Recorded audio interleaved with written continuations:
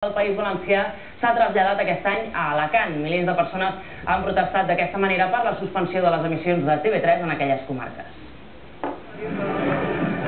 No només es commemora la batalla d'Almansa, també es demana que es reobriga el repetidor de TV3 que feia possible que la televisió catalana es veiera en comarques com l'Alacantí, la Marina Baixa i l'Alcoià. Demà fa un any, un grup nombrós de gent va impedir que la Generalitat Valenciana presentara el repetidor de la Carrasqueta.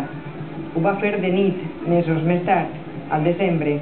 Per a mi anar a la Carrasqueta va suposar un acte únic a favor de la llibertat d'expressió i heroic perquè no sabia què es podia passar.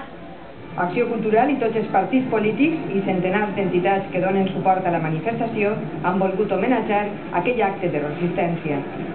Així no es veu TV3 i la gent està al carrer demanant dirigir TV3. No TV3 en un canal, sinó els 4 que tenim ara. Que no s'enganya tampoc ningú.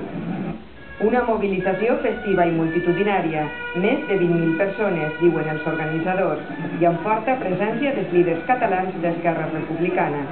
A les portes de Renfe s'han incorporat els 325 participants que han arribat de diversos indrets de Catalunya amb l'anomenat Tren Jaume I, que empentava Òmnium Cultural, cansats per les més de 3 hores de retard a causa d'una avaria tècnica. Les promeses des del Ministeri de Foment i altres organismes de la ràpida reobertura del repetidor de TV3 i la solució del conflicte amb el govern valencià han quedat en paper mullat.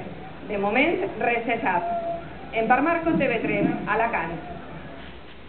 Una de les tradicions culturals que tenen en comú el País Valencià i el sud del Principat és la música de banda. Avui s'ha tornat a reivindicar a la Sénia. Una cercavila pel centre de la Sénia ha servit per obrir el concurs d'avui, a les 3 jornades que ha durat el segon certamen internacional de bandes de música amb